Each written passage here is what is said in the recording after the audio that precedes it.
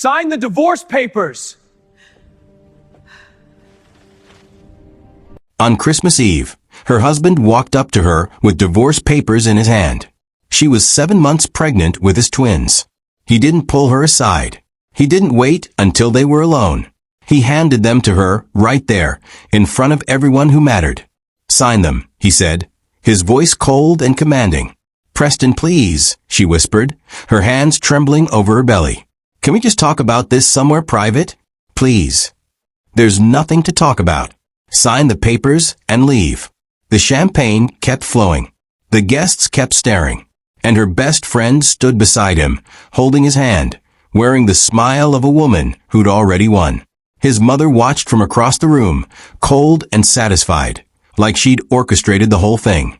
Because she had. "Preston, I'm begging you, sign them now." They humiliated her, threw her out into the freezing night with nothing but the life growing inside her and the shame burning on her face. They thought she was broken, powerless, just another woman who'd married above her station and learned her place. But what they didn't know, what none of them could have possibly known, was that her mother had just died, and she'd left behind something that would change everything. They destroyed her that night. At least, that's what they thought. But you can't destroy what you don't understand. And they were about to learn exactly who she really was. Before we dive into this story, I need your help. YouTube only shows this to more people if you subscribe and comment. So hit that subscribe button right now. Then drop a comment telling me where you're watching from and what time it is. Texas at midnight? Canada with morning coffee? Let me know you're here. We're a community and your voice matters. Now let's jump in. Samantha Vance didn't grow up with money. She grew up with something harder to fake: dignity. Her father taught English at a public school in Dayton, Ohio. Her mother worked night shifts as a nurse. They never had much, but they had respect. That was the currency in their home. Not dollars, not status, respect. And Samantha learned early that the world didn't care how polite you were or how hard you worked. It would crush you anyway. But dignity? That was yours to keep. No one could take it unless you handed it over. She was quiet as a child. The kind of quiet that makes people forget you're in the room. She watched everything, listened to everything, stored it all away. Her parents never raised their voices at each other, never threw things, never slammed doors. They endured. And Samantha learned to endure too. When her father got passed over for promotions he deserved, he'd come home, sit at the kitchen table, and say nothing. Just sit. Her mother would place a hand on his shoulder. That was it. No complaints. No bitterness. Just quiet strength. Samantha absorbed that lesson like gospel. By the time she was 23, she understood what she wanted. Not luxury. Not fame. She wanted security. She wanted a life where her children, if she ever had any, would never feel small. Never feel like they had to apologize for existing. She wanted peace. And when she met Preston Hawthorne at a charity gala in Chicago, she thought she'd found it. Preston was everything she wasn't. Tall, confident, born into a family that owned half the city's real estate. He moved through rooms like he owned them. Because he did. Or his family did. Same thing. When he approached her that night, champagne glass in hand, smiled easily and practiced, Samantha felt something she hadn't felt in years. Hope. Dangerous, reckless hope.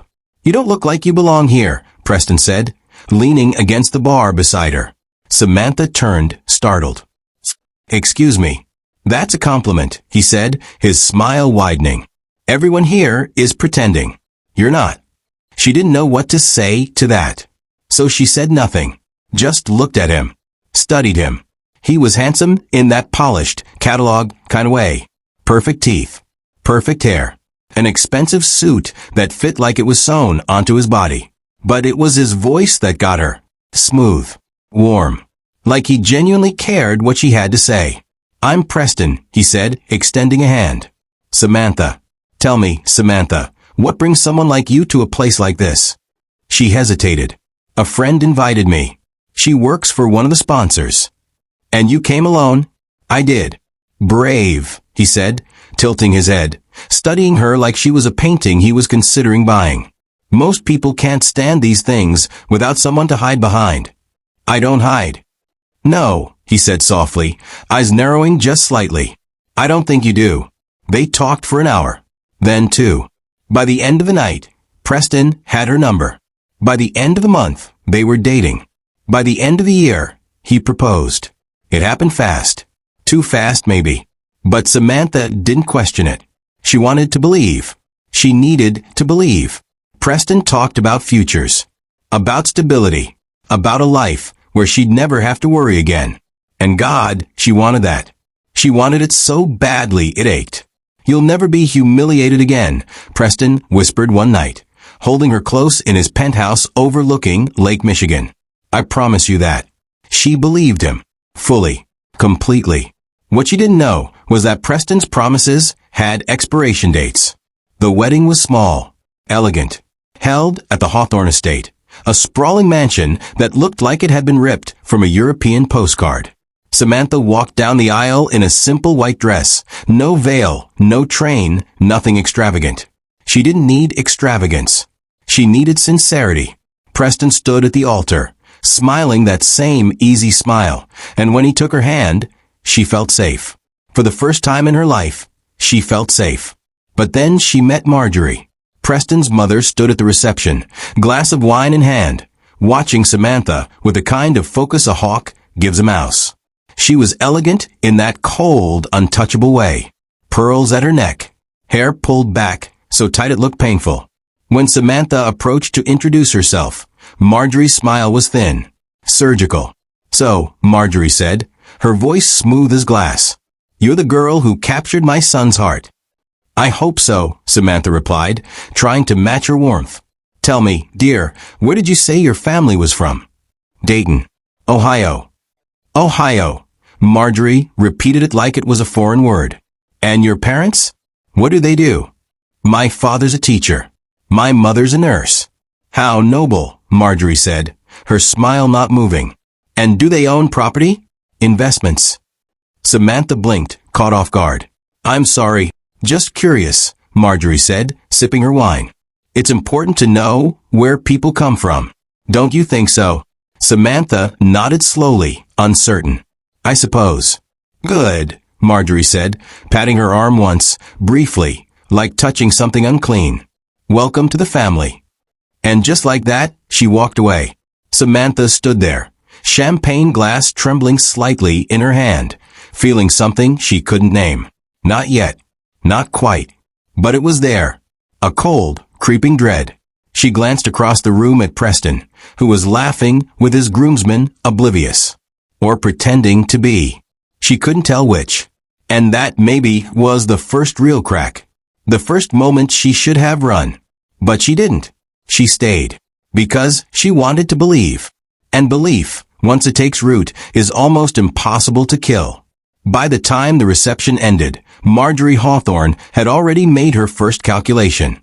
Samantha Vance came from nothing. No wealth. No connections. No leverage. And in Marjorie's world, that made her a problem. A temporary problem. One that could be solved. Quietly. Efficiently. With a kind of cruelty that leaves no visible scars. Samantha didn't know it yet, but her battle had already begun. And she was walking into it unarmed, unaware, and utterly alone. Do you think she saw the warning signs? Or was love already blinding her? The first morning Samantha woke up in the Hawthorne estate, she felt like an intruder in her own marriage. The bedroom was enormous, cold, decorated in whites and grays that felt more like a museum than a home. Preston had already left for work by the time she opened her eyes. No note. No kiss goodbye. Just empty space where her husband should have been. She got dressed slowly, carefully, choosing a modest blue dress she'd brought from home. When she stepped into the hallway, a maid passed by without looking at her. Not a greeting. Not a smile. Just silence. Samantha tried to shake the feeling that she'd already done something wrong. Breakfast was served in the dining room. A long table that could seat 20 people. Marjorie sat at the head, reading a newspaper, coffee cup in hand. She didn't look up when Samantha entered. Samantha cleared her throat softly. "Good morning." Marjorie glanced over the edge of her paper, her eyes scanning Samantha from head to toe. "Good morning," she said flatly, then returned to her reading. Samantha stood there for a moment, unsure whether to sit or leave. Finally, she pulled out a chair and sat down. A server appeared instantly, placing a plate of toast and eggs in front of her. Samantha whispered a thank you. The server didn't respond. Marjorie folded her newspaper and set it aside. "Did you sleep well?" "Yes, thank you." "Good." Marjorie sipped her coffee. "We value rest in this house. It's important to maintain composure." Samantha nodded, unsure what to say to that. "Tell me, Samantha," Marjorie continued, her tone casual but her eyes sharp. "Your mother. What exactly does she do at the hospital?" "She's a nurse. She works in the ICU." "And your father?" "Still teaching." "Yes. High school English." Marjorie's lips pressed into a thin line. "And they never thought to invest? Build something for themselves?" Samantha felt her chest tighten. "They worked hard. They gave me everything they could." "I'm sure they did," Marjorie said, her voice dripping with something Samantha couldn't name. Pity? Contempt? But working hard and working smart are two different things, wouldn't you say? Samantha's hands curled into fists under the table. She forced herself to stay calm. "I think they're both important." Marjorie smiled. It was the kind of smile that never reached the eyes. "Of course you do." She stood, smoothing her skirt. "I have a luncheon this afternoon. You're welcome to join if you'd like. Though I'm not sure you'd find the conversation particularly relatable." And just like that, she left. Samantha sat alone at the massive table, staring at her untouched eggs, feeling smaller than she'd ever felt in her life. This wasn't curiosity. This wasn't politeness. This was an interrogation.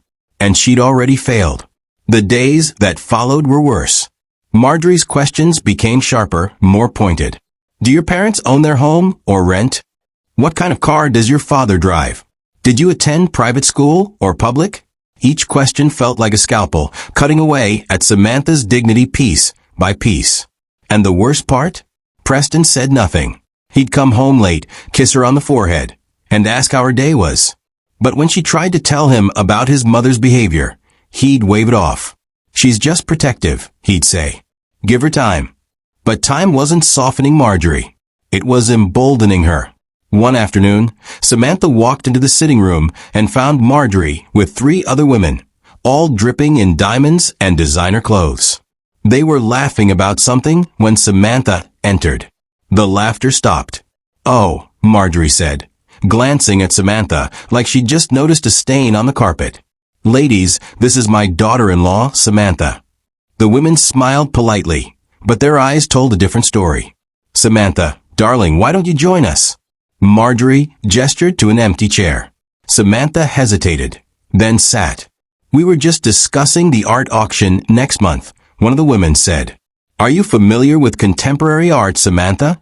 "Not really," Samantha admitted. "I appreciate it, but I'm no expert." "How refreshing," another woman said, though her tone suggested it was anything but.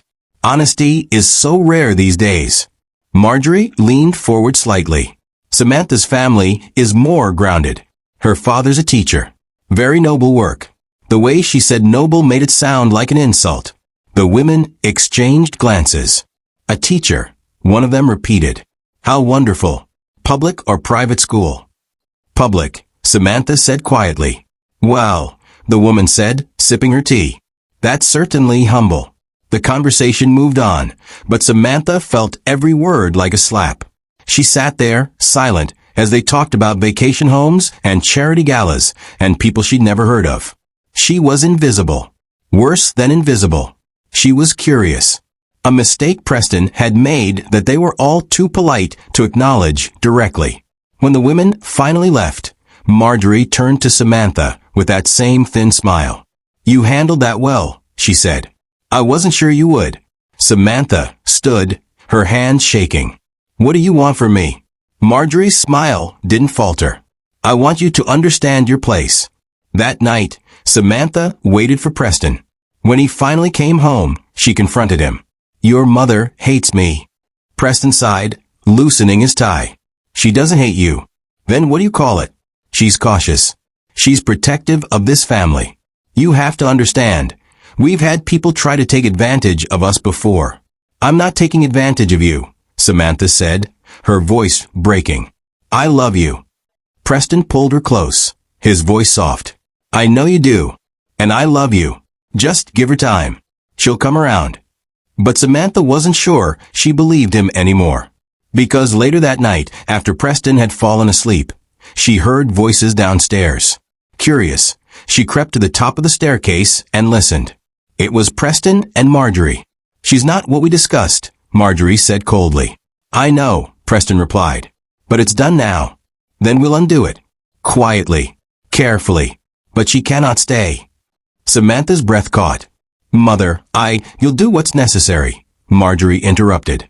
Or you'll lose everything. Do you understand me? There was a long pause. Then Preston spoke, his voice barely a whisper. I understand. Samantha backed away from the stairs, her heart pounding so hard she thought it might break through her chest.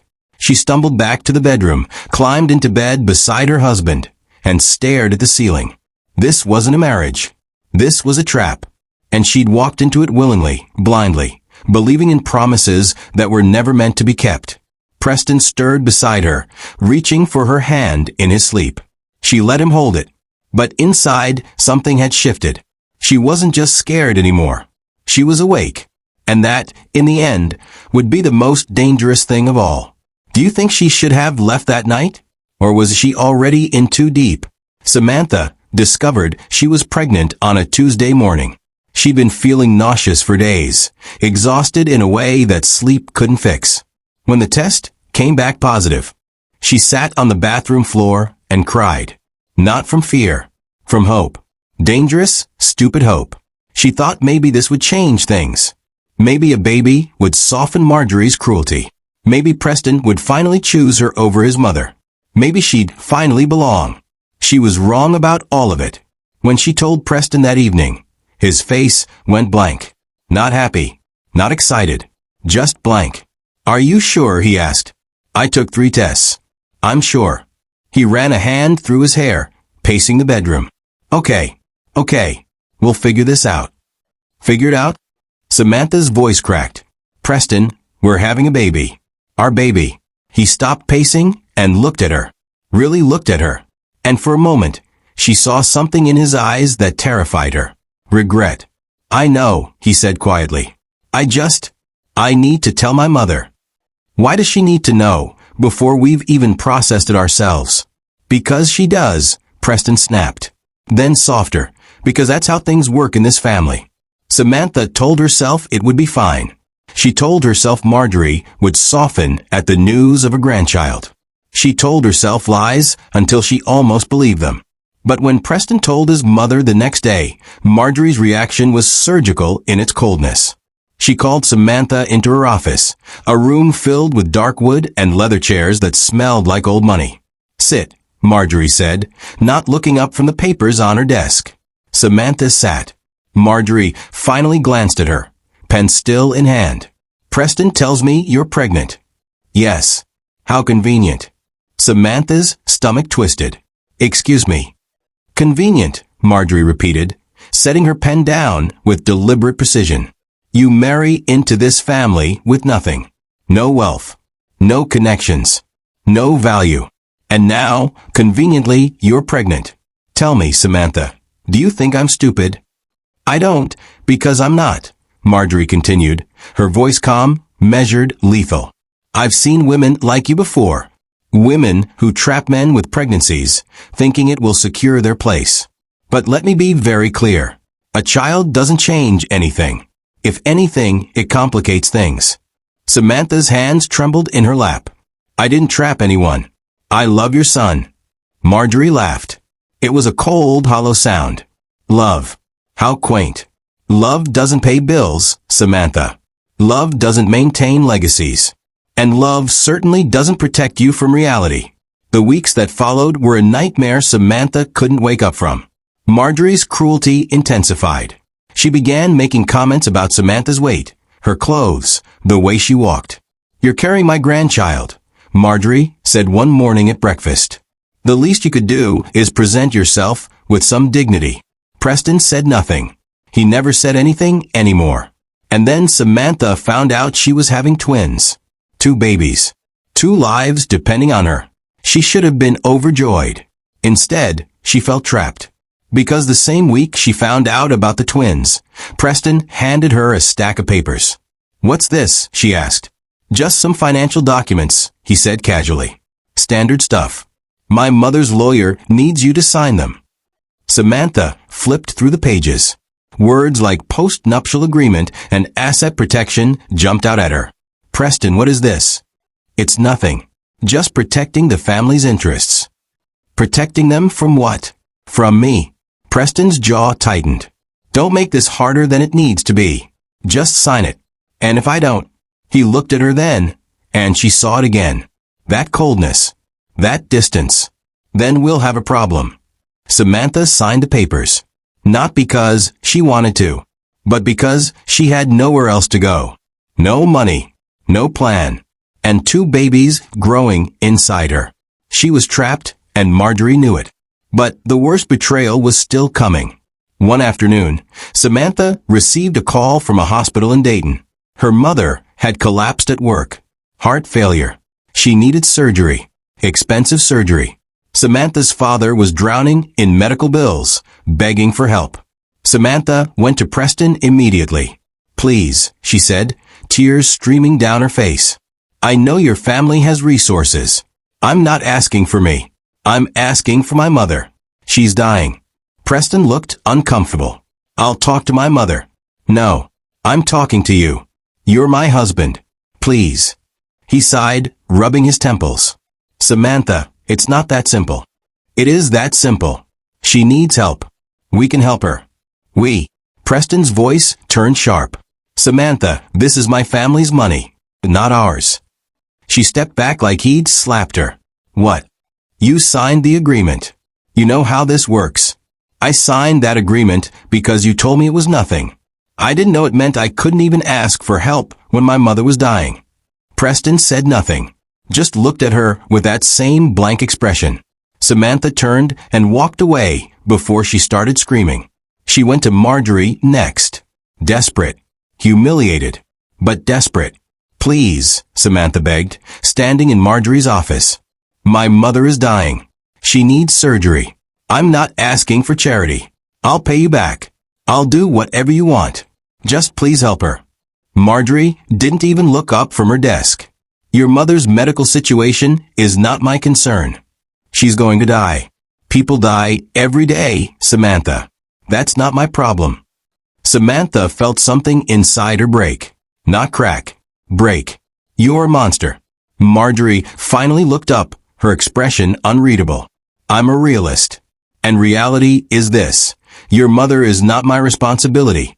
Neither are you, for that matter. The only reason you're still here is because you're carrying my son's children. But make no mistake, Samantha. The moment those babies are born, you become expendable.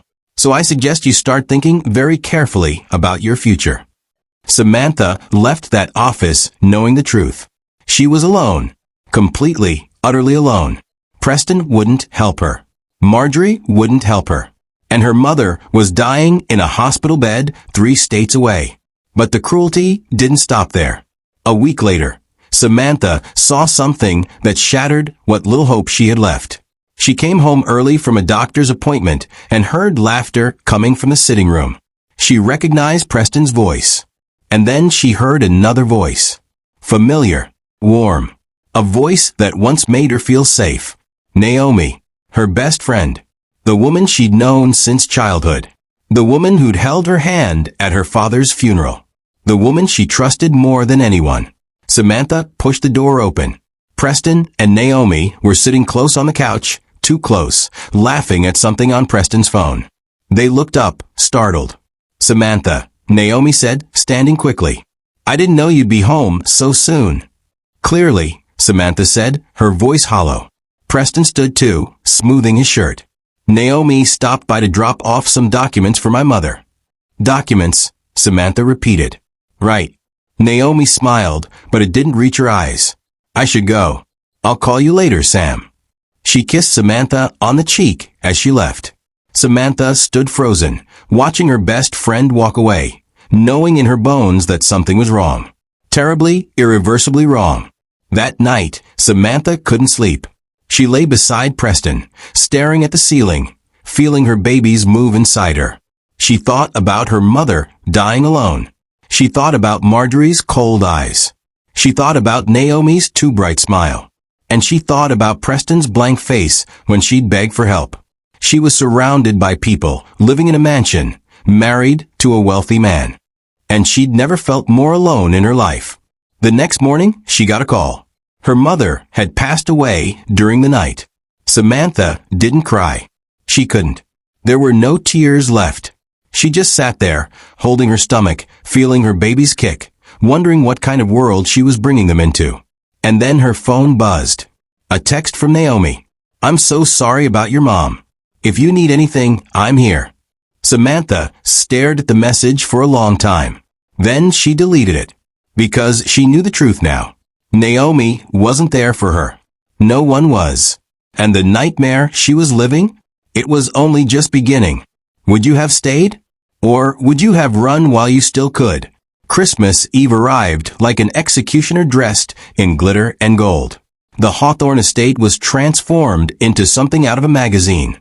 Lights everywhere. A tree so tall it nearly touched the ceiling. Tables covered in white linen and crystal. Guests in designer clothes holding champagne glasses, their laughter echoing through the halls like cruel music. Samantha stood in the corner of the ballroom, 7 months pregnant with twins, feeling like a ghost in her own life. Her dress didn't fit right anymore. Nothing fits right anymore. She watched Preston across the room, laughing with a group of men in expensive suits, and wondered when exactly he'd stopped looking at her like she mattered.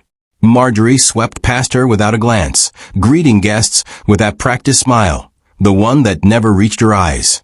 Samantha had learned to recognize all of Marjorie's smiles by now. The polite one for strangers. The dismissive one for servants. The cruel one reserved just for her. Samantha. She turned. Naomi stood there, stunning in a red dress that probably cost more than Samantha's child at home. Her smile was warm, familiar, the kind of smile that once meant safety. Now it just felt like poison. Naomi. I didn't know you'd be here. Marjorie invited me, Naomi said, stepping closer. She thought it would be nice to have some friendly faces around. You know, for support. Support. The word tasted like ash. That's thoughtful of her, Samantha said flatly. Naomi's smile faltered slightly. Are you okay? You look tired. I'm 7 months pregnant with twins. How do you think I look?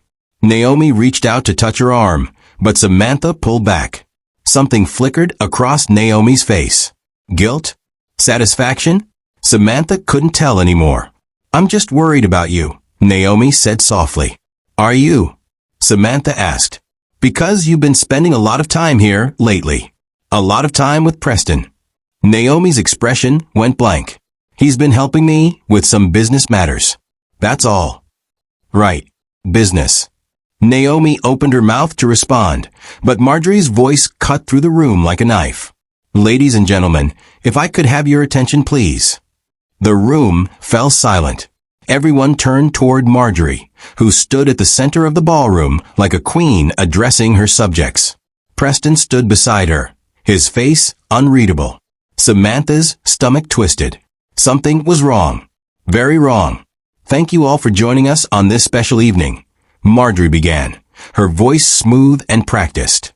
Christmas is a time for family, for tradition, and for honesty. And tonight, we have some important news to share. Samantha felt her pulse quicken. She looked at Preston, trying to catch his eye, but he wouldn't look at her. Wouldn't even glance in her direction. As many of you know, Marjorie continued, my son Preston married rather quickly. Young love, we all said. How romantic. But as time has passed, certain realities have become clear. The room was silent. Samantha could hear her own heartbeat pounding in her ears. Marriage is a partnership, Marjorie said, her eyes finally landing on Samantha. It requires compatibility, shared values, a mutual understanding of what it means to be part of a family like ours. Unfortunately, not every marriage is built to last. Preston stepped forward then, pulling something from his jacket pocket. An envelope. Samantha's legs went weak. "Preston," she whispered, but her voice was lost in the room. He walked toward her slowly, deliberately, his face a mask of cold determination. When he reached her, he held out the envelope. "What is this?" Samantha asked, her voice shaking. "Open it," he said quietly. Her hands trembled as she took the envelope. She could feel every eye in the room on her. She pulled out the papers inside and read the first line. "Petition for dissolution of marriage." The words blurred. Her vision swam. "You're divorcing me?" she whispered. "It's for the best," Preston said, his voice devoid of emotion. "For everyone." "For everyone?"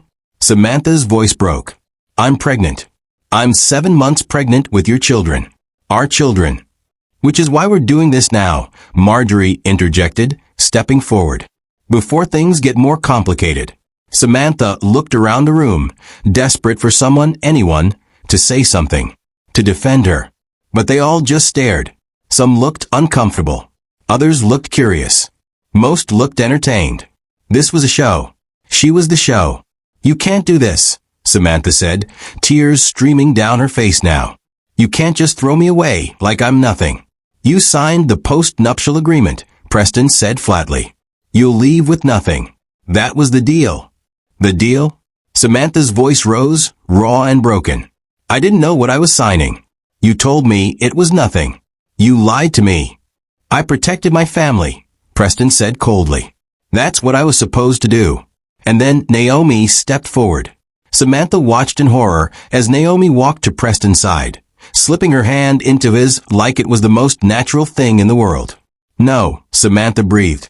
"You need to leave," Naomi said, her voice gentle but firm. "Tonight. This isn't your home anymore." Samantha stared at her former best friend, the woman who'd been in her life since childhood, the woman who'd sworn they'd always be there for each other. "How long?"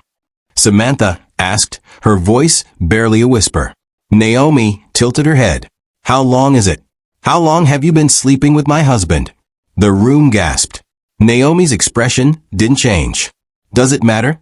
"Yes," Samantha said, her voice breaking. "It matters to me." Naomi sighed, like Samantha was being difficult. "A few months.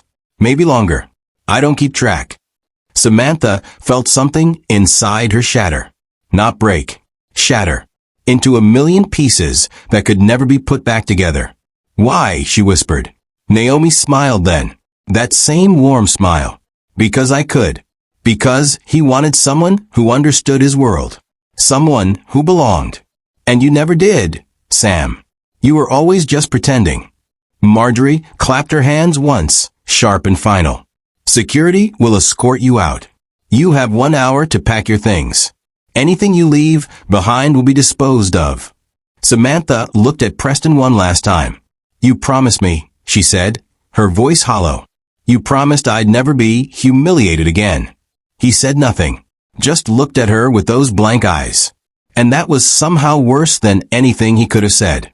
Samantha turned and walked toward the stairs, every step an act of will. She could feel them all watching, judging, enjoying it. She made it to the bedroom and closed the door behind her. Then she collapsed. She sat on the floor, her back against the bed, her hands on her stomach, feeling her babies move inside her. She'd lost everything. Her husband, her best friend, her home, her dignity, everything. Her phone buzzed. She picked it up with shaking hands. A missed call from an unknown number. A voicemail. She almost didn't listen to it. But something made her press play. "Ms. Vance, this is Gregory Whitmore from Whitmore & Associates. I've been trying to reach you regarding your mother's estate. There are some urgent matters we need to discuss. Please call me back as soon as possible. It's extremely important." Samantha stared at the phone. Her mother's estate? Her mother had nothing. Just debt and medical bills. She deleted the voicemail. What does it matter now? Nothing mattered now. She packed her things slowly, mechanically. A few clothes. Some photos. That was it. Everything else belonged to the Hawthorns. Everything else was theirs. When she walked back downstairs, suitcase in hand, the party was still going. They'd moved on. Already celebrating. Already erasing her. Preston and Naomi stood together by the fireplace, his arm around her waist. Marjorie raised a glass of champagne. "To new beginnings," she said, and everyone cheered. Samantha walked past them all, head high, refusing to give them the satisfaction of seeing her break again. She stepped out into the cold December night, snow falling softly around her, and realized she had nowhere to go. No money, no family, no friends, nothing. Just two babies growing inside her, and a world that had chewed her up and spit her out. She stood there on the steps of the Hawthorne estate, looking back at the lights and the laughter, and made herself a promise. They thought they'd destroyed her. They thought they'd won. But they had no idea what they'd just done. They had no idea who they were dealing with. Because Samantha Vance had nothing left to lose. And that made her the most dangerous person in the room. What would you do in her position? Would you walk away? Or would you make them pay? Samantha gave birth to her twins in a county hospital 3 weeks after Christmas. No husband. No family. Just her and 2 nurses who looked at her with pity she didn't want. The labor lasted 14 hours. She screamed until her throat was raw, gripping the hospital bed rails so hard her knuckles went white. When they finally placed the babies in her arms, a boy and a girl, she looked down at their tiny faces and felt something crack open inside her chest. Not break. Open. Like a door she didn't know existed. "What are their names?" the nurse asked gently. Samantha looked at her son, James, after my father. Then at her daughter, Eleanor, after my mother.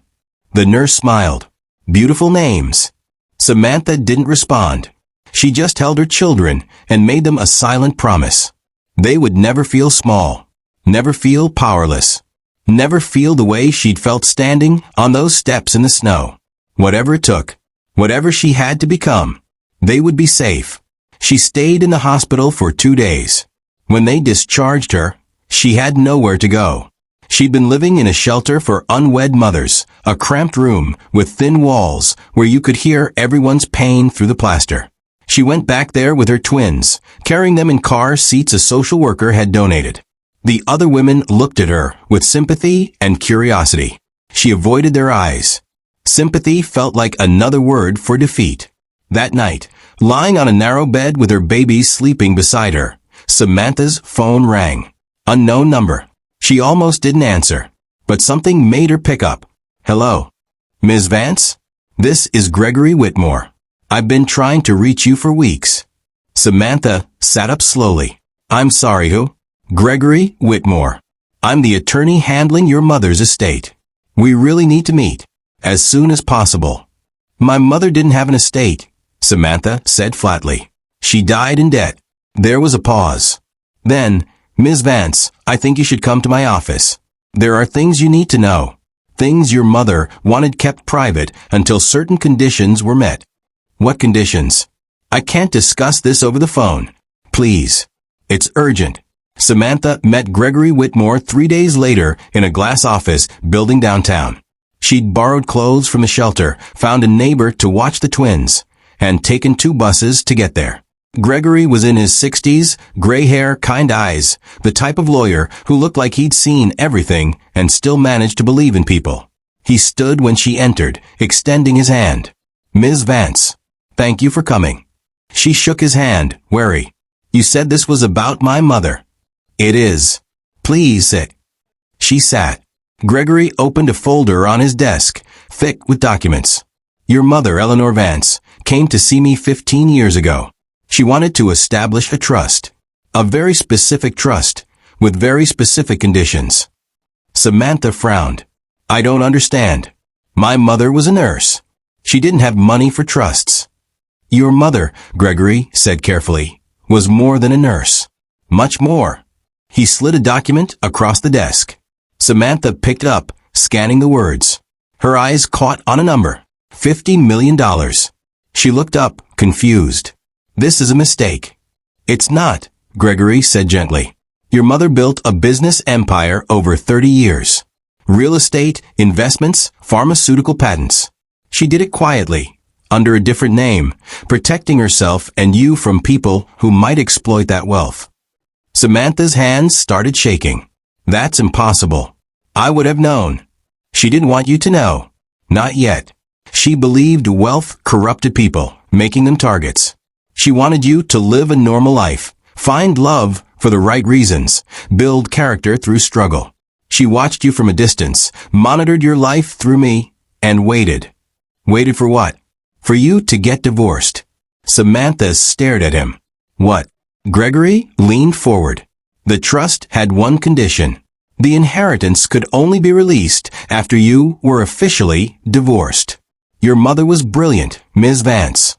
She knew that if you inherited this money while married, your spouse could claim half. She wanted to ensure that when you finally received this wealth, it would be yours alone. Untouchable. Protected. Samantha felt dizzy. When did she set this up? 15 years ago. But she updated it regularly. The last update was made 3 weeks before she died. She knew she was dying. She knew you were married. And she knew, somehow, that you'd need this. Tears streamed down Samantha's face. She watched me suffer. She watched me beg for help when she was dying. She watched me get thrown out into the street pregnant and alone. And she said nothing. She couldn't, Gregory said softly. If she'd intervened, if anyone knew about the money, it would have invalidated the trust. Your husband's family would have found a way to take it. She sacrificed her own comfort, her own dignity, to protect you. Samantha covered her face with her hands, sobbing.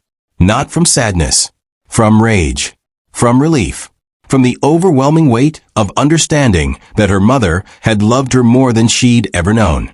The divorce was finalized 2 weeks ago, Gregory continued.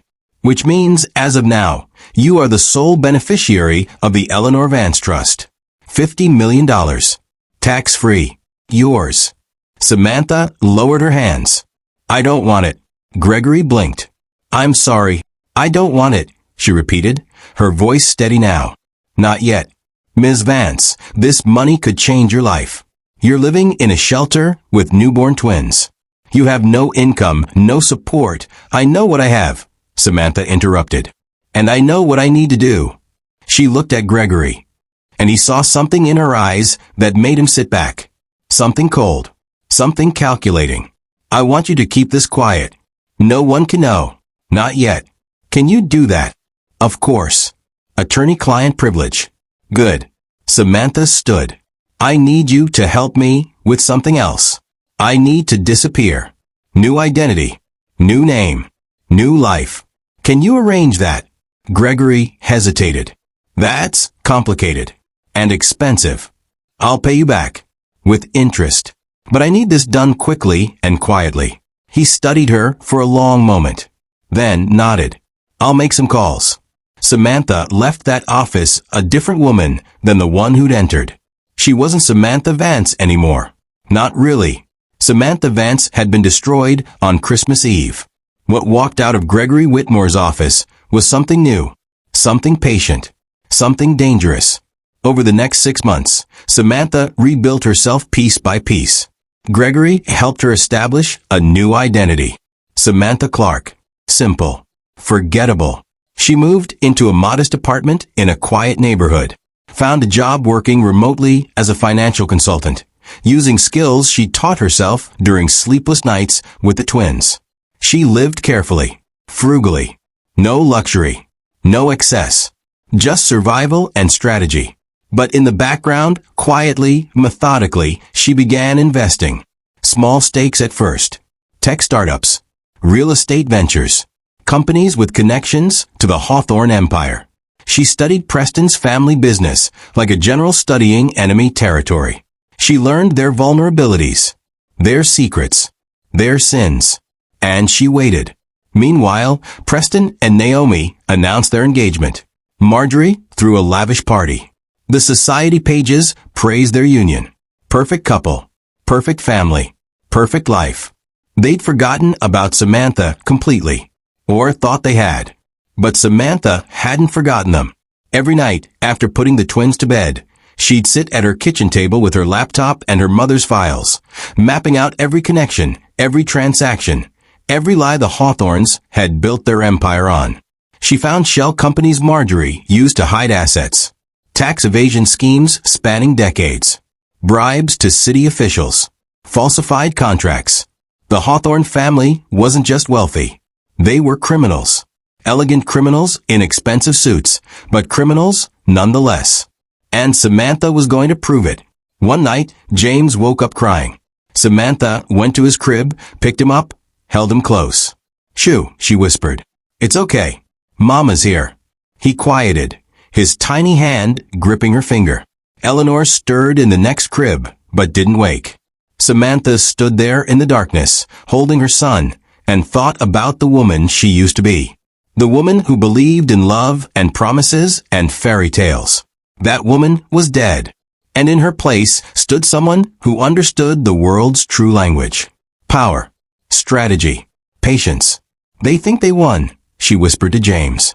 "But they have no idea what's coming." 6 months turned into a year. Samantha's investments grew. Her knowledge deepened. Her plan solidified. She'd built a network of contacts. Lawyers. Accountants. Investigators. People who asked no questions and delivered results. She was no longer the naive girl who'd walked into the Hawthorne estate believing in love. She was a ghost. A phantom moving through their world unseen, gathering evidence, building a case, preparing for the moment when she'd finally step out of the shadows. And when that moment came, when she finally revealed herself, it wouldn't be loud. It wouldn't be dramatic. It would be devastating. Quiet. Complete. Final. Preston had served her divorce papers in front of a room full of people. She would return the favor. But not with papers. With proof. With consequences. With the kind of justice that left no room for appeals. The Hawthorns had humiliated her publicly. She would destroy them privately. And by the time they realized what was happening, it would be far too late to stop it. Do you think revenge is justice? Or does it make you just as bad as them?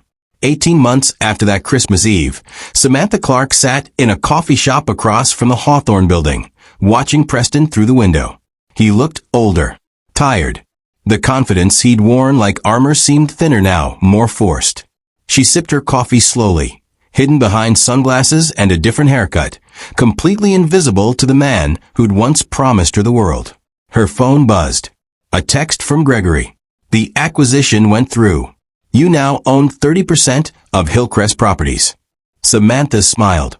Hillcrest Properties was one of Marjorie's shell companies, used to funnel money and avoid taxes. And now Samantha owned a controlling interest. She typed back, "Good. Move to phase 2. She put her phone away and watched Preston get into a black car. Naomi was with him, her hand on his arm, that same smile Samantha remembered. They looked happy, successful, untouchable. They had no idea the ground beneath them was already crumbling. Samantha had been patient, methodical. She'd spent 18 months studying every aspect of the Hawthorne empire, learning their business inside and out, identifying weaknesses they didn't even know existed. She'd invested carefully, strategically, using her mother's inheritance to buy stakes in companies the Hawthorns depended on. Real estate firms, construction companies, financial institutions. She didn't buy enough to raise alarms, just enough to have influence, just enough to cause problems when the time was right. And that time was coming soon. She finished her coffee and left the shop, walking past the Hawthorne building without a glance. 2 blocks away, she got into her own car, a modest sedan that drew no attention. In the back seat, James and Eleanor were strapped into their car seats, playing quietly with toys. "Mama," Eleanor called out, holding up a stuffed bear. "Look, I see, baby," Samantha said, smiling genuinely for the first time that day. "That's beautiful." She drove them to daycare, a clean, safe place she could actually afford now, but chose to keep modest. No one could know about the money. Not yet. The moment people knew she had wealth, everything would change. Questions would be asked. Connections would be made. So she lived like she had nothing, even though she had everything. After dropping off the twins, Samantha drove to Gregory's office. He was waiting for her, files spread across his desk. "You're playing a dangerous game," he said as she entered. "I know. The Hawthorns aren't stupid. Eventually, they'll notice." "Let them notice," Samantha said, sitting down. "By the time they figure out what's happening, it'll be too late." Gregory pushed a file toward her. "I found something. Marjorie's foundation, the one she uses for charity events, it's a front. Has been for years. She's been funneling donations into offshore accounts, using fake receipts and phantom expenses. It's a fraud, Samantha. Major fraud." Samantha opened the file, scanning the documents. Her heart beat faster. This was it. This was the leverage she needed. How much are we talking about? Millions. Maybe tens of millions over the past decade. Can you prove it?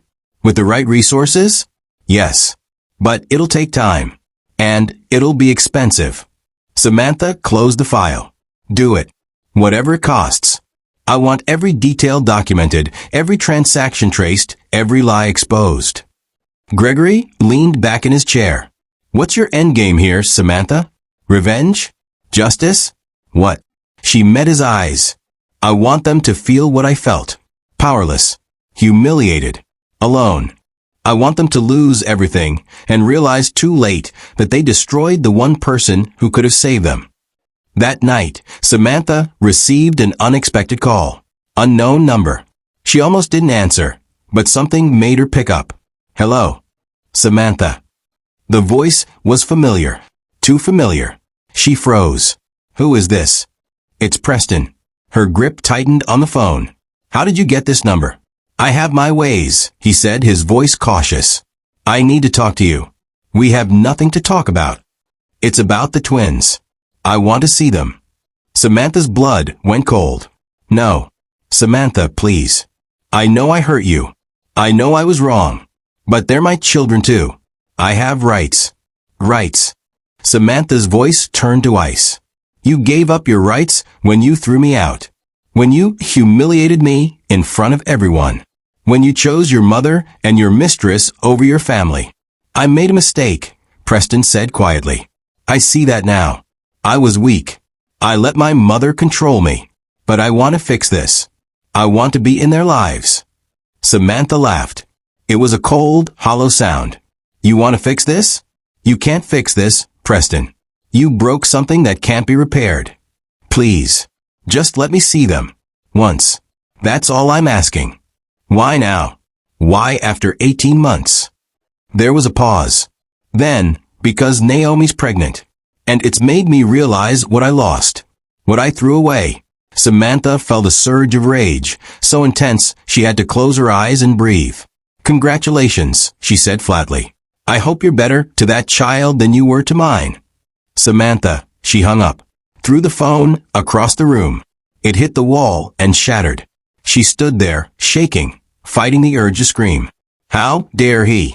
How dare he call her now, pretending to care, pretending to have regrets? He didn't regret what he'd done. He regretted the consequences. There was a difference. Her phone buzzed. The burner phone she kept for business. She picked it up.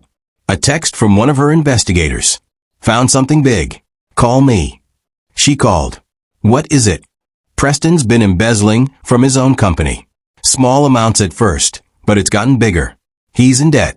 Gambling debt. Over $2 million. Samantha's mind raced. Does Marjorie know? Not yet. But she will soon. His creditors are getting impatient. Who does he owe? Some very dangerous people. Russian syndicate. They don't mess around. Samantha smiled. Keep monitoring. Let me know if anything changes. She hung up and sat down, her mind working through the implications. Preston was desperate. Desperate people made mistakes. And mistakes created opportunities. The next morning, Samantha received a visitor at her apartment. She opened the door to find Naomi standing there, designer purse on her arm, looking every bit the society wife she'd always wanted to be.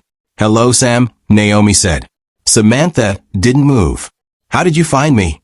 "It wasn't easy. But I have resources." Naomi smiled that familiar smile. "Can I come in?" "No. Please." I just want to talk. About what? Naomi shifted uncomfortably. About Preston. About us. About what happened. What happened, Samantha repeated slowly, is that you slept with my husband, helped destroy my marriage, and stood there smiling while I was thrown out pregnant and humiliated. That's what happened. I know, Naomi said quietly. And I'm sorry. Sorry, Samantha said. You're sorry. I am. I was jealous. You had everything I wanted. The family, the security, the man. And I convinced myself that I deserved it more than you did. And now I realize I was wrong. Preston isn't who I thought he was. The marriage is falling apart. He's cold, distant, angry all the time. He gambles. He drinks. He's not the man we thought he was. Samantha felt nothing. No satisfaction. No pity. Just emptiness. Why are you telling me this? Because I'm pregnant, Naomi said, her voice breaking. And I'm scared. Marjorie hates me. She blames me for Preston's problems. She says I'm not good enough either. And Preston looks at me the same way he used to look at you. Like I'm a burden. Like he wishes he could start over. Then leave him. I can't. I signed a prenup. If I leave, I get nothing. I'm trapped, Sam. Just like you were. Samantha stepped closer. No, Naomi. Not just like me. Because I didn't betray anyone. I didn't smile while someone I loved was destroyed. You chose this. You wanted this. And now you have to live with it. Naomi's eyes filled with tears. I miss you. I miss my friend. Your friend died on Christmas Eve, Samantha said coldly. The woman standing in front of you is someone else entirely. She closed the door, leaned against it, heard Naomi crying on the other side, and felt absolutely nothing.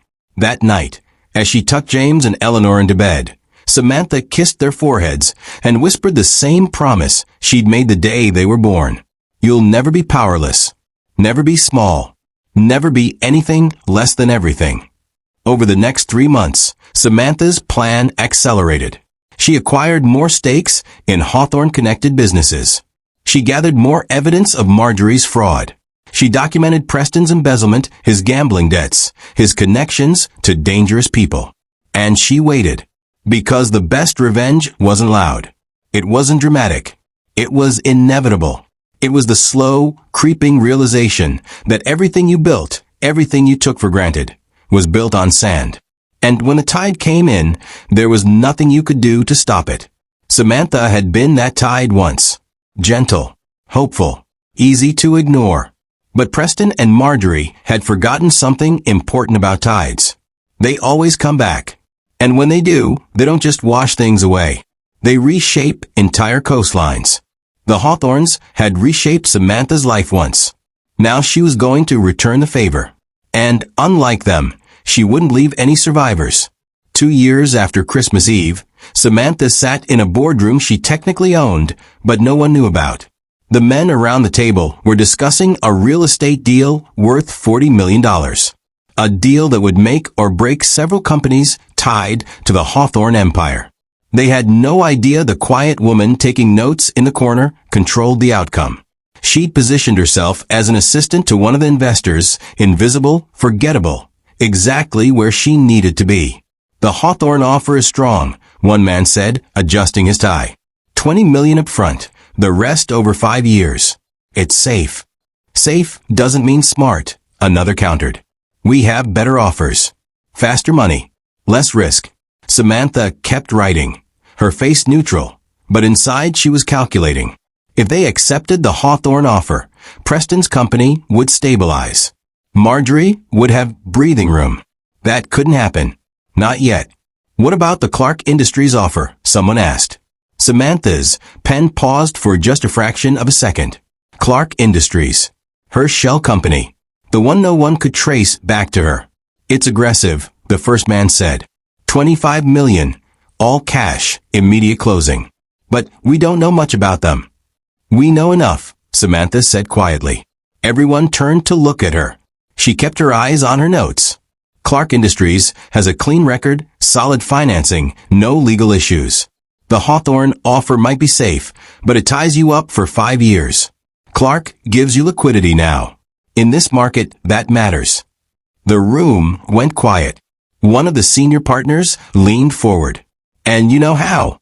Samantha looked up, meeting his eyes without flinching. I did my research. That's what you pay me for. He studied her for a moment, then nodded. She's right. Let's go with Clark. The meeting ended 20 minutes later. Samantha gathered her things and left before anyone could ask more questions. Outside, she got into her car and sat there for a moment, hands on the steering wheel, breathing slowly. She'd just cost the Hawthorns $20 million. And they didn't even know it yet. Her phone rang. Gregory. It's done, she said before he could speak. The real estate deal went to Clark Industries. Good. That puts Preston in a difficult position. He was counting on that money to cover his gambling debts. How much does he owe now? $3 million. And his creditors aren't patient people. Samantha started the car. Let them squeeze him. I want him desperately. Samantha, Gregory said carefully. What you're doing is legal. Barely. But it's dangerous. These people, Preston's creditors, they're not going to just walk away. I'm counting on that, she said, and hung up. That evening, Samantha picked up the twins from daycare. James ran to her immediately, wrapping his arms around her legs. Mama. We made pictures. Eleanor was right behind him, holding up a drawing. Look, it's our family.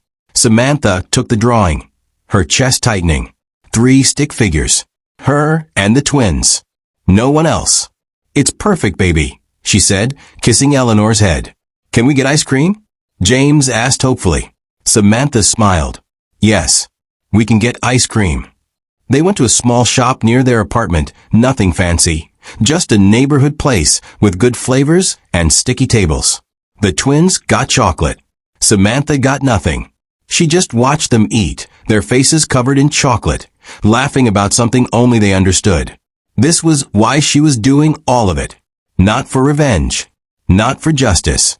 For them. So they'd never have to beg. Never have to feel small. Never have to watch their mother be destroyed and feel powerless to stop it. Her phone buzzed.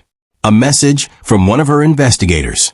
Marjorie's foundation audit is scheduled for next month. Federal agents involved. Samantha's pulse quickened. The audit. She'd been working toward this for 2 years. Every document gathered, every transaction traced, every lie exposed. The foundation was Marjorie's pride, her way of appearing charitable, while funneling millions into offshore accounts. And now the government was finally looking.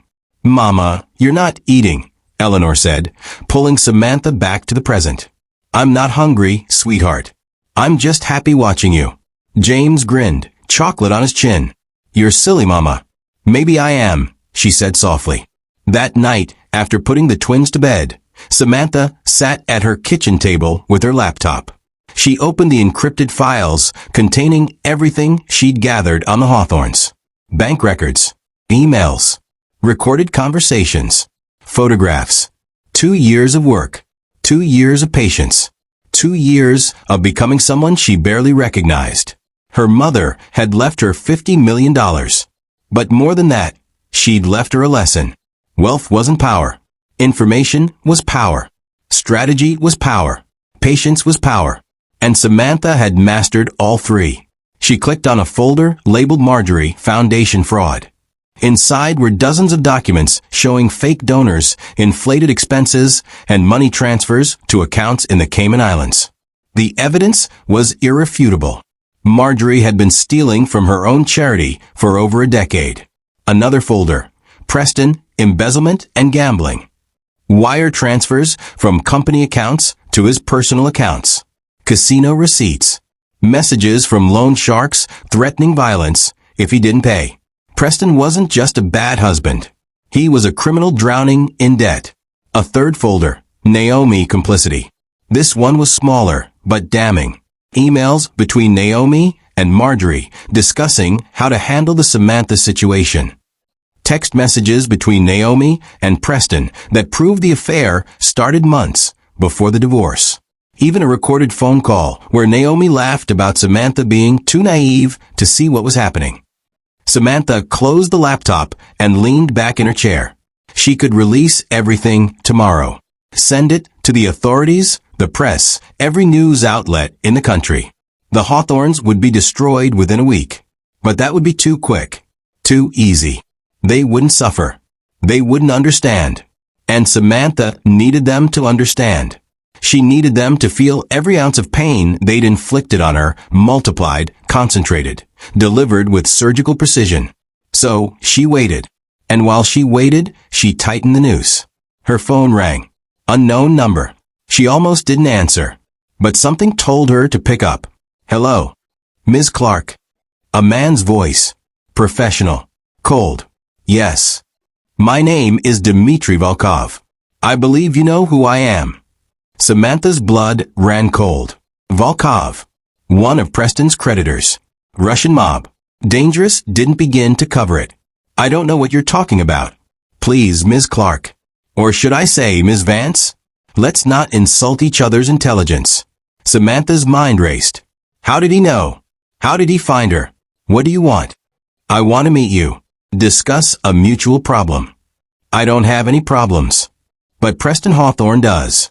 And I think you might be interested in helping me collect what he owes. Why would I help you? Because, Volkov said, his voice carrying a smile she could hear, we want the same thing. To see him suffer. Samantha hung up. Grabbed her burner phone. Called Gregory. We have a problem. What kind of problem? The Russian mob knows who I am. Gregory swore. How? I don't know. But they want to meet. Don't. Samantha, these people are not part of your plan. They're dangerous, unpredictable. I know what they are, Samantha interrupted. But they're also leveraged. If they're pressuring Preston, he'll make more mistakes. Bigger mistakes. Mistakes that will destroy him faster. Or mistakes that will get you killed. Samantha looked at the twins' bedroom door and saw the light from their nightlight glowing underneath. I'll be careful. Samantha, I have to go. She hung up and sat in the darkness, thinking. The Russians were a wild card. She hadn't planned for them. But maybe she could use them. Maybe they were exactly what she needed to push Preston over the edge.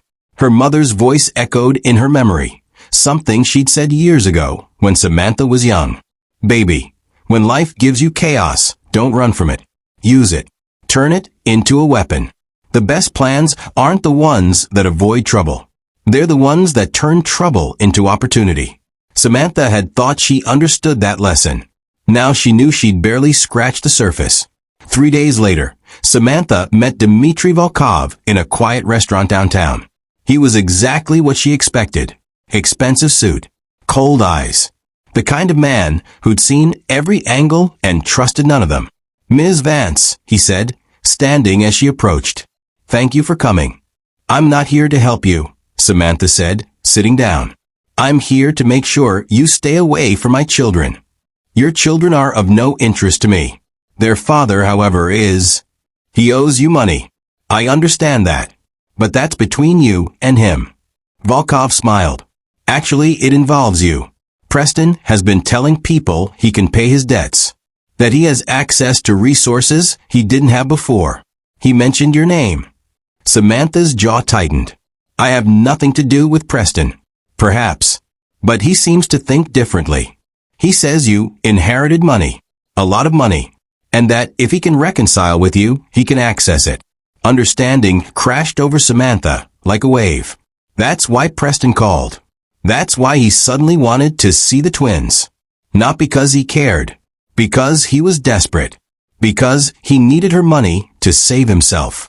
He's lying, Samantha said coldly. I don't have any money. And even if I did, I wouldn't give him a cent. Volkov studied her. I believe you. Which means Preston is lying to me. And I don't appreciate being lied to. What are you going to do? What I always do when people don't pay their debts. I collect. One way or another. He stood, buttoning his jacket. Stay away from Preston, Ms. Vance. For your own safety. And your children's. He left. Samantha sat there alone, her mind spinning. Preston was more desperate than she'd thought. Desperate enough to drag her back into his mess. Desperate enough to lie to the Russian mob. Desperate enough to get himself killed. And when he did, when everything finally collapsed around him, Samantha would be there. Not to save him, but to watch. Because some people don't deserve second chances. Some people deserve exactly what they've earned. And Preston Hawthorne had earned a reckoning. Do you think she's gone too far? Or is this exactly what he deserves? Preston Hawthorne sat in his office, staring at the foreclosure notice on his desk. 30 days. That's all he had before the bank seized the downtown property his grandfather had built. The property that was supposed to be his legacy. The property he'd already borrowed against 3 times to cover his gambling debts. His hands trembled as he reached for the whiskey bottle in his drawer. Empty. He'd finished it yesterday. Or was it this morning? Time blurred when you were drowning. His phone rang. Unknown number. He knew who it was before he answered. Volkov. Mr. Hawthorne. How pleasant to hear your voice. Tell me, have you found my money? I need more time. You've had time. 3 months of time. My patience has limits. I'm working on it. I have assets, investments. You have nothing. Volkov interrupted, his voice like ice cracking. Your company is failing. Your properties are mortgaged beyond their value. Your mother's foundation is under federal investigation. You are, how do Americans say it, circling the drain. Preston's stomach twisted. How do you know about the investigation? I make it my business to know everything about people who owe me money. It helps me determine whether they'll live long enough to pay. I can get the money. My ex-wife, she inherited. Yes, $50 million. We've had this conversation. She won't give you a penny. I spoke with her myself. Lovely woman. Much smarter than you. Preston's blood ran cold. You approached Samantha? I wanted to verify your claims. She was quite clear. You are, in her words, dead to her. So tell me, Mr. Hawthorne, if your ex-wife won't help you, and you have no assets worth seizing, how exactly do you plan to pay your debt? Preston's mind raced, grasping at anything. The children. I have custody rights. I can use them as leverage. The line went silent for a long moment. When Volkov spoke again, his voice carried a warning that made Preston's skin crawl. Mr. Hawthorne, I am many things. Criminal, yes. Violent when necessary, absolutely. But I am not a monster. If you threaten children to solve your problems, you become worthless to me. And worthless things get discarded. Do you understand? I wasn't serious, you have 2 weeks. Find my money or prepare for consequences you cannot imagine. The line went dead. Preston threw his phone across the room, watching it shatter against the wall. Everything was falling apart. The business his grandfather built, the reputation his father protected, the empire his mother fought to preserve, all of it crumbling because he'd been stupid enough to think he could beat the house. His mother had warned him. Stop gambling. Stop making reckless investments. Stop trusting people like Naomi who only wanted access to the family name. He'd ignored every warning, convinced his charm and connections would always save him. Now those connections were disappearing. People stopped returning his calls. Invitations dried up. Even his own mother barely spoke to him anymore, too busy trying to save her foundation from federal prosecutors. His office door opened without a knock. Naomi walked in, designer handbag over her shoulder, sunglasses pushed up into her hair. She looked around the shabby office with barely concealed disgust. This is depressing, she said. What do you want, Naomi? I want to know when you're going to fix this mess. I didn't leave my comfortable life to be associated with a sinking ship. Preston laughed bitterly. Your comfortable life? You were working as a real estate agent in Ohio. You had nothing. I had more than this, she gestured around the office. At least I had dignity. Now I'm the woman who destroyed her best friend's marriage for a man who can't even keep his business afloat. You destroyed nothing. Samantha was always going to fail. She didn't belong in our world. Your world. Naomi's voice dripped with contempt. Preston, you don't have a world anymore. Your mother's charity is being investigated for fraud. Your company is bankrupt. Your creditors are Russian mobsters. This isn't a world. It's a graveyard. Then leave. I intend to. But first, I need to know something. The inheritance Samantha got from her mother, how much was it really? Preston looked at her, seeing clearly for the first time what she actually was. Not a lover. Not a partner. Just another person trying to extract value from his name before it became worthless. 50 million. Why? Naomi's eyes flickered with calculation. And she has full control. As far as I know. Interesting. She turned to leave, then paused at the door. For what it's worth, Preston, you should have treated her better. Samantha was the only real thing you ever had. She left. Preston sat alone in the silence, Naomi's words echoing in his head. Was she right? Had Samantha been his only chance at something genuine? He thought back to the night he'd handed her those divorce papers, Christmas Eve, in front of everyone. He remembered the look in her eyes. Not anger, not hatred, just a quiet devastation that had made him feel powerful in the moment. Now it made him feel sick. His mother had orchestrated the whole thing. Convinced Samantha was after their money, that she was manipulating him, that she needed to be removed before she could do real damage. He believed it because it was easier than admitting the truth. That his mother was a controlling narcissist who couldn't stand anyone threatening her grip on the family. That Naomi was an opportunist who saw a chance to upgrade her life. That he was a coward who chose comfort over courage. His phone, the backup one in his desk drawer, buzzed. A text from an unknown number. Meet me at Grant Park, East Bench, 1 hour. Come alone. This is your last chance. Preston stared at the message. Last chance for what? To save himself? To fix his mistakes? Or to dig himself deeper into a hole he'd never escape? He grabbed his coat and left. The office felt like a tomb anyway. Grant Park was cold, wind cutting across the lake and through the bare trees. Preston found the east bench easily. A woman sat there, back turned, dark coat, hood up. He approached cautiously. Are you the one who texted? She turned. Samantha. Preston froze. His heart hammering. She looked different. Stronger. Her eyes held something he'd never seen before. Power. Hello, Preston. What are you doing here? Saving your life. Maybe. She gestured to the bench. Sit. He sat, keeping distance between them, unsure whether to be hopeful or terrified. Samantha pulled out a folder, placed it on the bench between them. Inside this folder is everything I know about your debts, your creditors, and the timeline before they decide you're more valuable dead than alive. I also have documentation of your mother's fraud, detailed enough to put her in federal prison for 20 years. Preston's mouth went dry. How do you think? I've spent 2 years learning everything about you, your mother, and everyone connected to your family. I know more about your life now than you do. Why? Because you humiliated me. You threw me away like I was nothing. You let your mother torture me, let Naomi betray me, and you did it all with a smile on your face. So I decided to return the favor. Preston felt the walls closing in, the weight of his choices crushing down. What do you want? I want you to understand something, Samantha said, her voice calm, measured.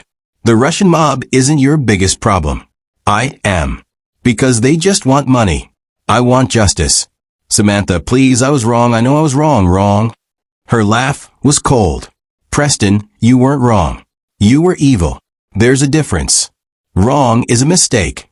Evil is a choice. And you chose to destroy me. She stood, leaving the folder on the bench. You have 2 weeks before Volkov kills you. You have 1 month before your mother goes to prison. You have 60 days before your entire empire collapses into nothing.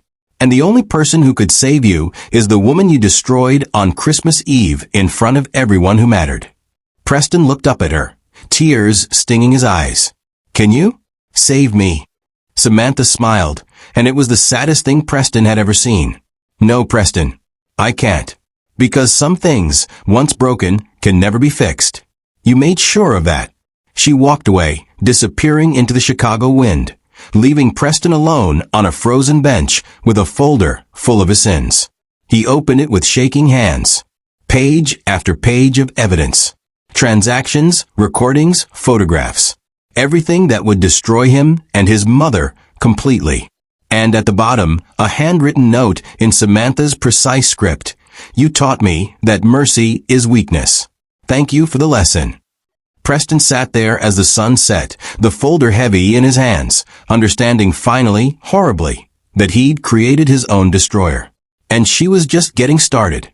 Could Samantha really watch him fall, without feeling anything? Or was there still a piece of her that remembered loving him? The federal agents arrived at Marjorie Hawthorne's estate on a Tuesday morning. Unmarked cars rolling up the pristine driveway like a funeral procession.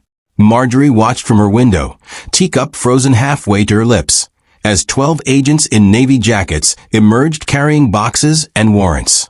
She'd known this day was coming. The audit had been scheduled for weeks. But knowing and experiencing are different animals entirely. Her lawyer, Marcus Webb, stood beside her, his face grave. They have everything, Marjorie. Bank records, falsified donor lists, offshore account transfers. Someone gave them a roadmap to every illegal transaction you've made in the last decade. Who? Her voice was ice, but her hands trembled. I don't know. But whoever it is, they've been planning this for a long time. The lead agent knocked on the door. Marjorie's housekeeper answered, and within moments they were spreading through the house like a plague, opening drawers, photographing documents, seizing computers. Marjorie descended the stairs slowly, every inch the queen, refusing to let them see her panic. Agent Morrison, she said, recognizing the lead investigator from news reports. To what do I owe this invasion? Mrs. Hawthorne, we have a warrant to search these premises and seize any materials related to the Hawthorne Foundation for Community Development. You're under investigation for tax fraud, money laundering, and embezzlement of charitable funds. I've done nothing wrong. My foundation has helped thousands of people. Your foundation, Agent Morrison said, pulling out a document, has reported donations from entities that don't exist, paid salaries to employees who aren't real, and transferred over $15 million to offshore accounts in the Cayman Islands. That's not charity, Mrs. Hawthorne. That's organized crime. Marjorie's composure cracked for just a second. 15 million. They knew about all of it. I want my lawyer present for any further discussion. He's right there. Morrison gestured to Marcus. And you'll need him. We'll be here for several hours. I suggest you get comfortable. The news broke within an hour. Every major network picked it up. Marjorie Hawthorne, socialite and philanthropist, under federal investigation for fraud. The woman who'd hosted governors and senators who'd been photographed with presidents was now facing 20 years in federal prison. Preston watched the coverage from his apartment. A bottle of whiskey open on the coffee table. His phone hadn't stopped ringing. Investors pulling out. Board members resigning. Partners severing ties. The Hawthorne name, once a golden ticket, was now toxic. Naomi sat across from him, her bags already packed by the door. I'm leaving, she said simply. Where will you go? Does it matter? Anywhere that isn't connected to this disaster. Preston looked at her, this woman he'd destroyed his marriage for, and felt nothing. Not love. Not anger. Just emptiness. You knew, didn't you? You knew my mother was dirty. Everyone knew, Preston. Everyone who paid attention. Your mother wasn't subtle. She was just powerful enough that no one dared challenge her. Naomi stood, grabbed her bags. For what it's worth, you should call Samantha. Why? Because she's the only person who might still care if you survive this. And right now, survival is all you have left. She walked out, closing the door softly behind her, and Preston was alone. Again. Always alone. His phone buzzed. A text from Volkov. Turn on channel 7. Preston grabbed the remote, switched channels. A news anchor was speaking, his face serious. In a related development, records show that Preston Hawthorne, CEO of Hawthorne Industries, has been under investigation for embezzling company funds to cover gambling debts estimated at over $4 million. Sources say several of his creditors have ties to organized crime. Preston's vision blurred. They were going to kill him. Not metaphorically. Actually kill him. Because now everyone knew he couldn't pay. Now he was a liability, a loose end, a problem that needed solving. His phone rang. His mother. He answered. Did you see? Her voice was steel wrapped in panic. I saw. This is your fault. Your gambling, your stupidity, your weakness brought federal attention to our family. If you just controlled yourself, my fault. Preston's laugh was bitter. Mother, you've been stealing from your own charity for a decade. Don't blame your crimes on my mistakes. Watch your tone. I am still your mother. And I'm still the son you raised to be exactly like you. Selfish. Cruel. Willing to destroy anyone who threatens our comfort. Congratulations, mother. Your legacy is complete. He hung up, threw the phone across the room. It didn't shatter like he wanted. Nothing ever broke the way it should. A knock at his door. Preston froze. Volkov. Federal agents? At this point, did it matter? He opened it. Samantha stood there, the twins beside her, small hands clasped in hers. James looked curious. Eleanor looked uncertain. Both looked beautiful, in a way that made Preston's chest ache. Can we come in? Samantha asked. Preston stepped aside, unable to speak. The twins entered cautiously, looking around the sparse apartment that was nothing like the mansion they'd been born into. Samantha closed the door, staying near it, keeping her children close. Why are you here? Preston finally managed. Because James asked about you. He saw your picture on the news and wanted to know why Daddy looked sad. Preston looked at his son, this small person he'd barely acknowledged, and felt something crack open inside him. I'm in trouble, James. Big trouble. Can we help? James asked, his voice so innocent it hurt. Preston knelt down, meeting his son's eyes. No, buddy. This is grown-up trouble. The kind that doesn't have easy fixes. Eleanor stepped forward, touching Preston's face with small fingers. Mama says everyone makes mistakes. She says sorry is important. Preston looked up at Samantha. She was watching him with an expression he couldn't read. Not hatred. Not love. Something in between. Knowledge, maybe. Understanding of what he'd become. I'm sorry, Preston said, and he wasn't sure if he was talking to the twins or their mother. I know you are, Samantha said quietly, but sorry doesn't fix what you broke. Then why did you come? Because I wanted you to see them. Really see them. Before everything falls apart completely. Preston stood, his legs shaking. The Russians are going to kill me. You know that, right? I know. And you're just going to let it happen? Samantha's eyes hardened. You threw me out while I was pregnant with them. You refused to help when my mother was dying. You humiliated me in front of everyone who mattered. Now you want me to save you. I want you to let me say goodbye to my children before I disappear. The room went silent. The twins looked between their parents, sensing tension they couldn't name. Samantha studied Preston for a long moment, and he could see her calculating, weighing his worth against his sins. You have 1 hour, she finally said. Supervised. In this apartment. Then we leave, and you don't contact us again until your legal situation is resolved. If it ever is. Preston nodded, throat tight. 1 hour. 1 hour to be the father he should have been from the beginning. He sat on the floor, and the twins joined him, curious and cautious.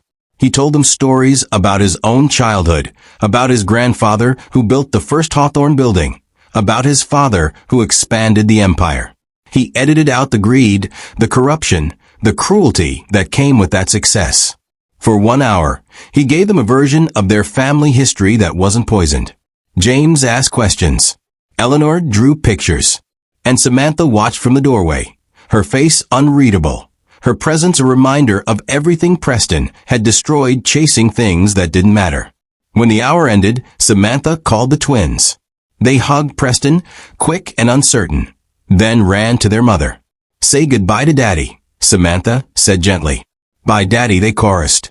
Preston watched them leave, watched the door close behind them, and understood with perfect clarity that he'd just seen his children for possibly the last time. His phone buzzed. Another text from Volkov. Midnight. Pier 17. Come alone, or we will come to you. Preston looked at the message, then at the empty apartment, then at the folder Samantha had left him in the park. Inside was evidence that could save him or destroy him, depending on how he used it. He could go to the FBI, trade information about his mother for immunity. He could run, try to disappear before Volkov found him. Or he could go to that pier and face what he'd earned. What would you do if you were Preston? Run? Fight? Or accept the consequences? Preston poured himself a drink, his last one from the bottle, and made his choice. Marjorie Hawthorne sat in her study, surrounded by FBI agents cataloging her life, and received a phone call that changed everything. Mrs. Hawthorne, this is Detective Chin from Chicago PD. Your son Preston was found an hour ago at Pier 17. He's been shot. He's alive, but critical.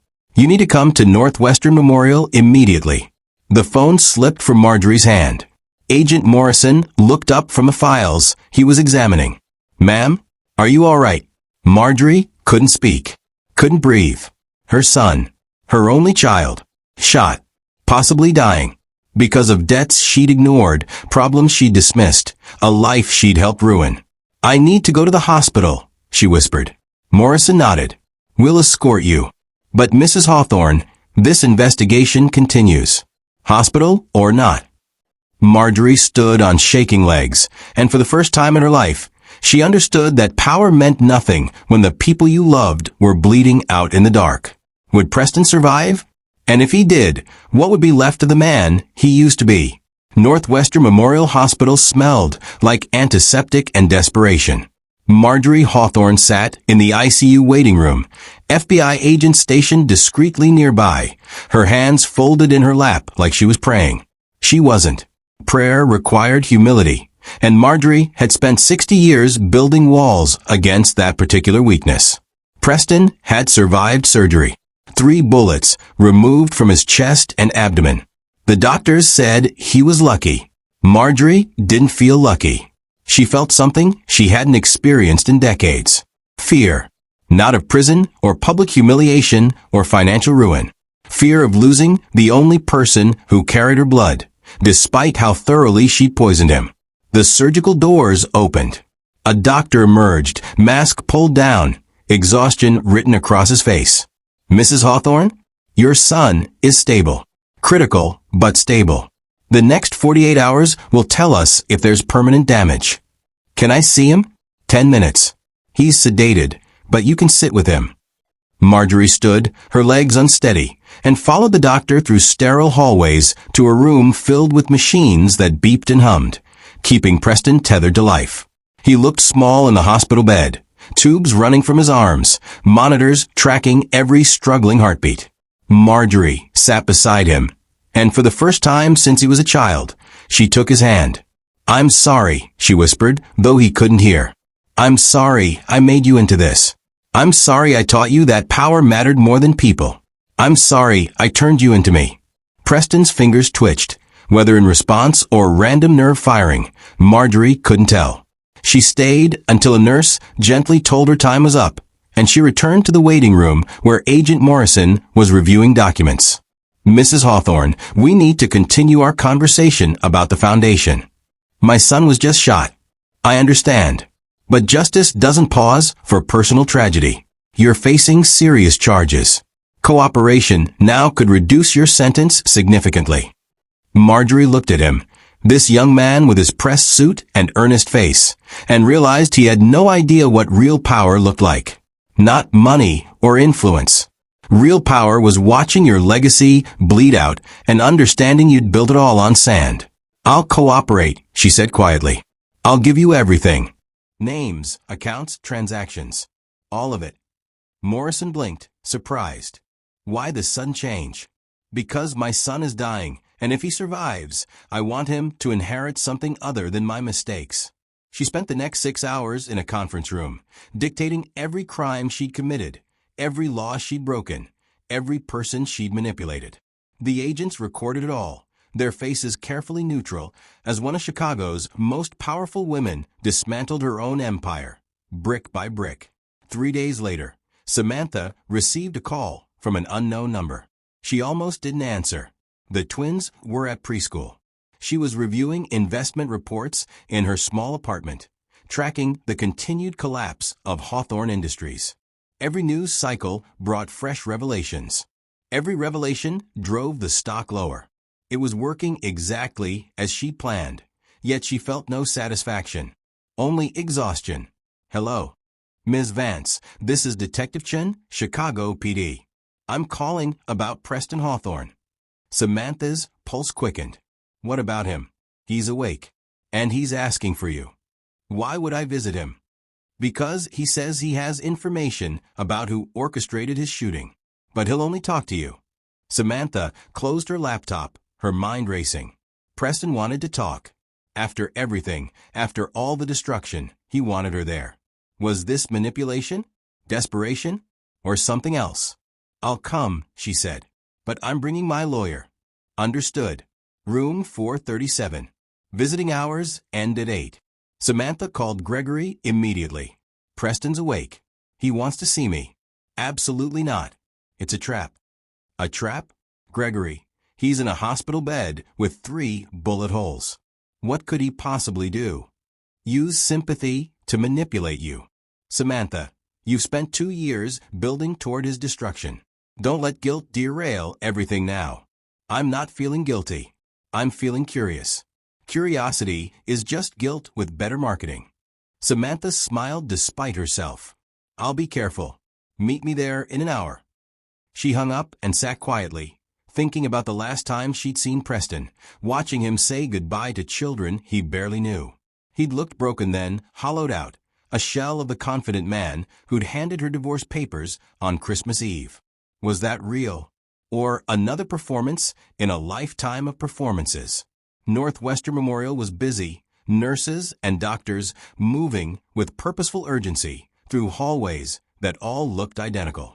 Samantha found room 437 easily. Gregory waited outside, briefcase in hand, expression stern. 5 minutes, he said. If he says anything threatening or manipulative, we leave immediately. Agreed. She pushed open the door.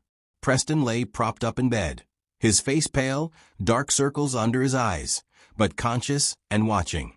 Their eyes met, and Samantha saw something she'd never seen before in her ex-husband. Defeat. Complete, absolute defeat.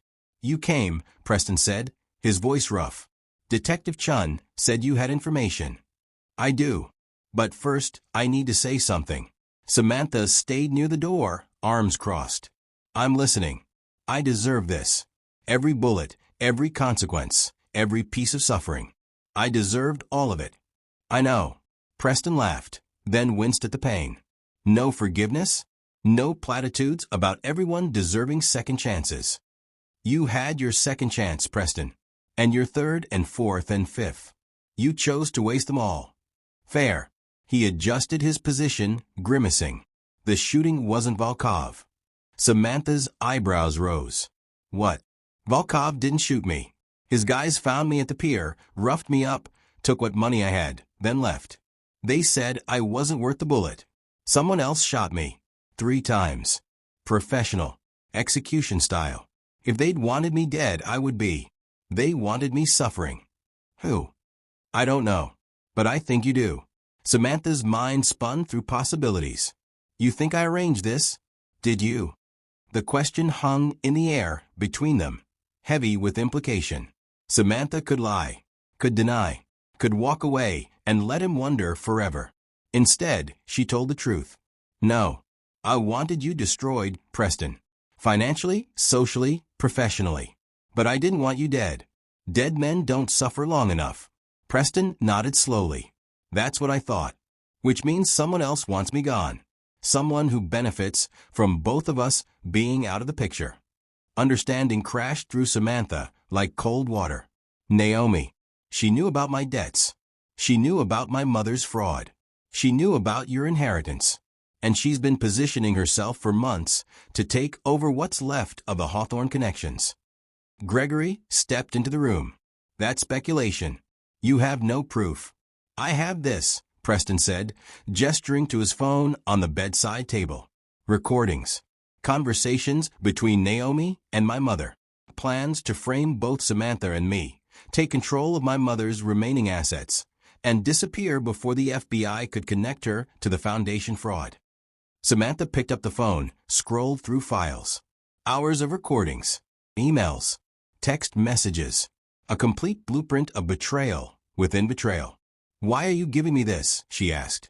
"Because you were right. About everything. My mother, Naomi, the kind of person I became. And because those kids deserve a father who isn't a complete waste of space. I can't be that father if I'm dead." Samantha looked at this man she'd once loved, this broken thing that used to be Preston Hawthorne, and made a decision that surprised even her. "I'll give this to the police. Naomi will be arrested. Your cooperation might reduce your sentence for embezzlement." "Why would you help me?" "I'm not helping you. I'm protecting my children from having their father murdered. There's a difference." She turned to leave, then paused. "Preston, when you get out of here, whenever that is, don't contact us. Don't call, don't visit, don't send letters.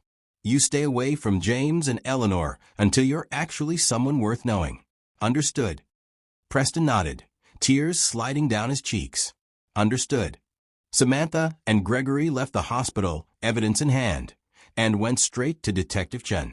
Within 12 hours, Naomi Cross was arrested at O'Hare Airport, trying to board a flight to Switzerland with $2 million in cash and falsified documents. The news exploded. The woman who destroyed a marriage had been planning to destroy everyone involved, take the money, and vanish. Chicago couldn't stop talking about it. Within 2 weeks, the legal dominoes fell with brutal efficiency. Marjorie Hawthorne pleaded guilty to 15 counts of fraud and money laundering, accepting a 10-year sentence in exchange for cooperation. Preston Hawthorne, testifying against both his mother and Naomi, received 5 years probation and was permanently barred from corporate leadership. Naomi Cross was sentenced to 20 years for attempted murder, fraud, and conspiracy. The Hawthorne empire, once untouchable, was liquidated to pay restitution to defrauded charities and investors. And through it all, Samantha remained invisible, a ghost moving through the wreckage she'd helped create, collecting pieces of the life she'd always deserved. 6 months later, Samantha stood in her new home, a modest house in Evanston with a backyard where the twins could play safely. It wasn't a mansion. It wasn't an estate. But it was hers, bought with her mother's money, filled with her choices, and built on a foundation of dignity instead of cruelty. James and Eleanor ran through the rooms, laughing, chasing each other in the eternal game of childhood. They asked about their father sometimes. Samantha told them the truth, age-appropriate versions of it. "Daddy made mistakes. Daddy is working to be better.